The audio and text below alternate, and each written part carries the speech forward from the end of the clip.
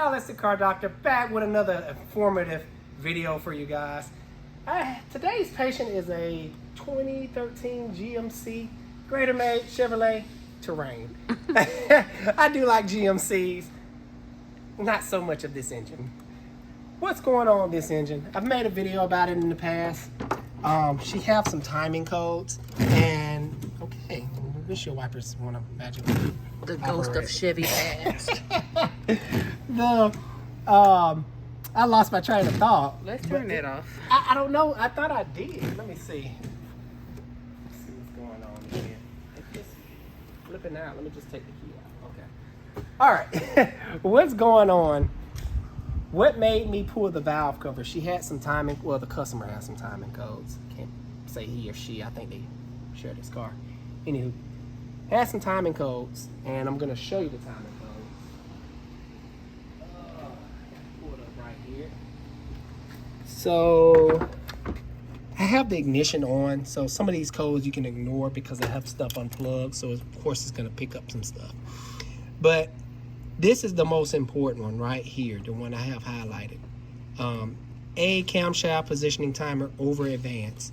System performance, bank 1. So anytime, guaranteed, if you have an over advanced or system performance dealing with the timing code, dealing with the timing system, 9 times out of 10, it's gonna be a stretched timing belt, or you're gonna have some broken guides, or you're gonna have a weak tensioner.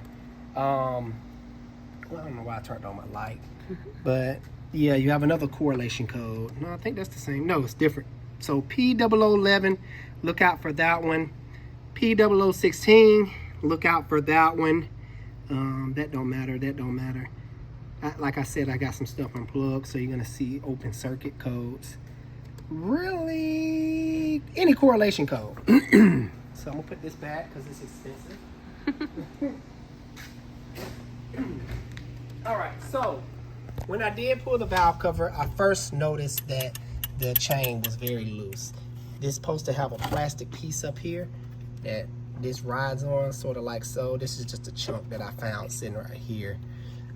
But what really concerns me, why I'm not gonna crank this engine back up, down up in here, let me see, can I get something to point with, like a screwdriver, or I point with this. So down in here, I don't know if you can see it, you're supposed to have a guide. That guide is black in color, and that guide is completely missing. So see, can you shine down up in here? You can see portions of it. Come on. Right. I don't know if it's not picking up. Oh, there it is. You just seen it. Okay, so you can see a small portion of it right there if you follow this metal piece up. Yeah, but anywho, the valve, the guide has completely fallen off, and it's got so much slack in this chain right now. I'm actually scared to even crank this engine over. I drove it in here, drove fine. So what'll happen if it does jump time? This is an interference engine, and if it jumps time, you will have piston to valve contact. Now you may be thinking, what is a piston? What is a valve? So I actually have a valve in my hand. And a piston, all it is a round piston, it's like a... I'll find a picture and put it up. Oh yeah, well, okay, we'll find a picture of a piston. But the piston goes in a cylinder. Piston just goes up and down. So when it comes down, it drags in air. And these valves, which is clearly, this one is bent, so when the piston hit the valve, it'll actually bend this portion. And sometimes knock a hole in the piston, just depending. Now, they're not supposed to be touching, right? Yes, they're not supposed to be touching. But they design it in this way for more power. Meaning, you want more power out of an engine, you will make these open a lot longer and stretch out further than, where it can touch if the engine is out of time. So that's why you have interference engines and non-interference engines.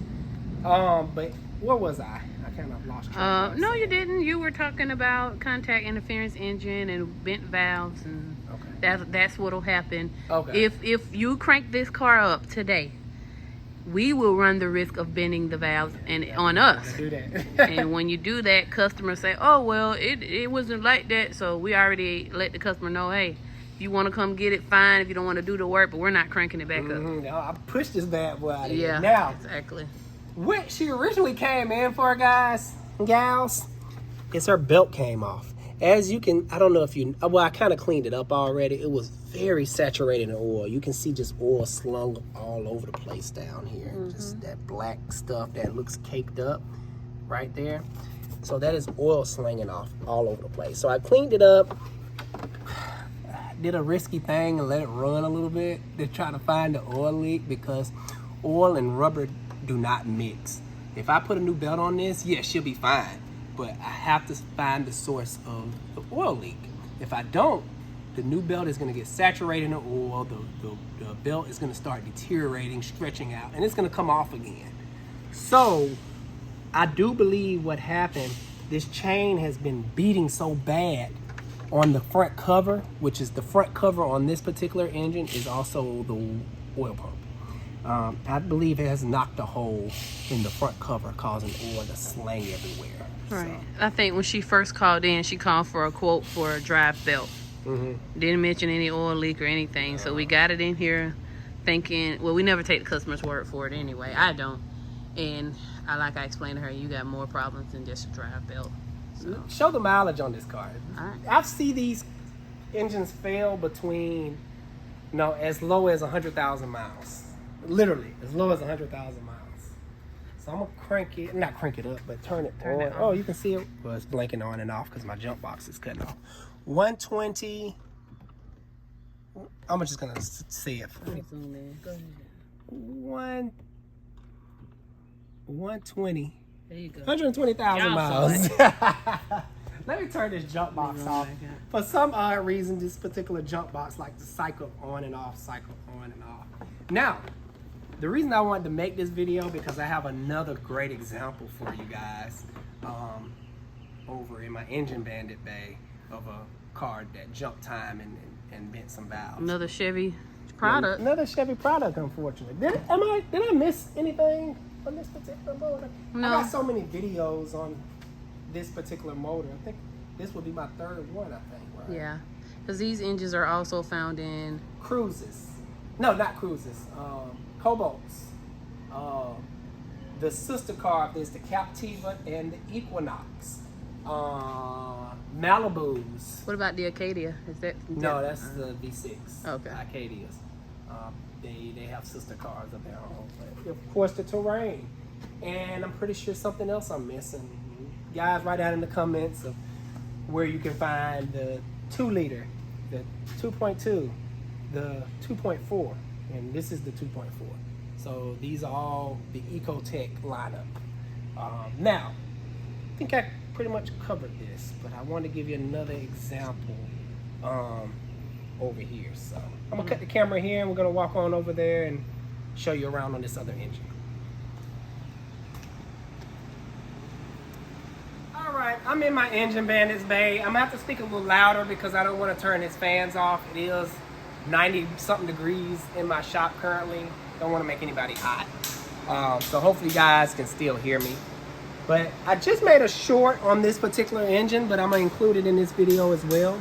So these are the pistons. Let me see, can I give a quick example of them going up and down? Let's see, can I do this with 2 hands? Come on.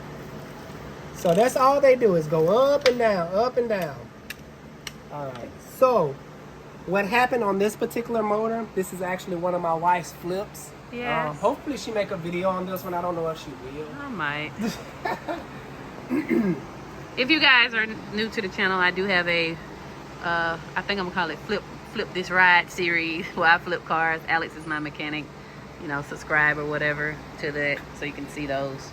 But anyway. So we bought this car as a non-runner, and I don't know, something going on my throat today.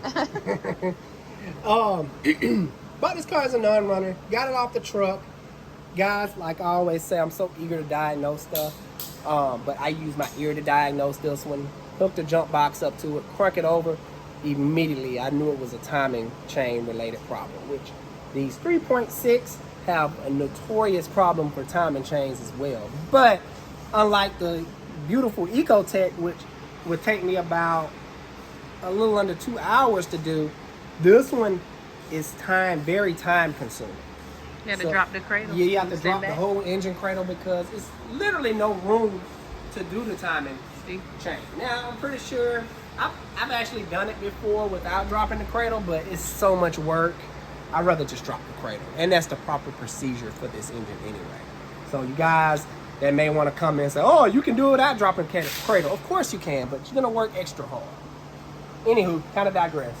So I just showed you the pistons. So what happened was, dang, I wish I still had my valve over here. I'm gonna go grab one real quick. So anywho, when we dropped everything down and took everything apart, this side had so much play, similar to the engine that I just showed you guys. There was so much play on this side, and this bank was tight. There's nothing wrong with this bank. So what had happened was this bank has jump time. And when they jump time, you will have these valves making contact with the pistons. So what you see here is these little clean rings all over especially on this side. It's very clear indentation. So what happened was when that piston came up, this valve was in the down position right here, and they collided with each other. Of course, this is a smaller valve. This is not actually the valve for this engine. So it made an imprint bending these. Hopefully it bends these. That's a good thing because some cars, like VW, when they timing belt or timing chain go, they will actually poke a hole in the piston, which you're really looking at some money then. You might as well replace the engine at that point. So we pulled the head off because I actually have another engine over there. It came from another one of my, I think it came from another one of your for sale cars, didn't it? Yeah, I think so. Yeah. So I'm just gonna replace the whole head. I'm not gonna deal with the valves. But you can clearly see, the valves. It's 4 valves per cylinder. And they don't look bent, but I guarantee if I take them off and swirl them around, you will see. Well, that one kind of looks. Okay, so what's going on here? How I test the valves for kicks and giggles.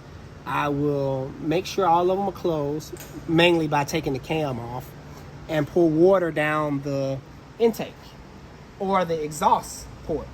And if you see them leaking like this, that's another way to check valves. That's just a little tip for you guys at home. Yeah, I pour water down, fill the water up. Let me show you the intake. So I pour water down here, and with the cam out, and these supposed to seal. It shouldn't be leaking water like this. So that's a clear indication of the valves are bent. I think that pretty much wraps all the little tech tips up for today on this. Anything you think I'm missing, sweetie?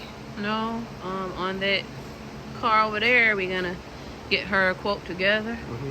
See if she authorizes the work, which she should. She's actually a good customer of ours. And I'm not gonna make a video on it. I'll post a video of a link in the I always mess this up, so help me out, sweetie. A link in the description. Okay, I was gonna say description. I just didn't want to say the wrong thing. Post a link in the description of me doing that particular job on that particular engine. Other than that, guys, like always, hit that like button if you enjoyed this little informative video. I guess it's informative. Hopefully it's informative. Hope you guys enjoyed it. Alex the Car Doctor out. See you guys on the next video.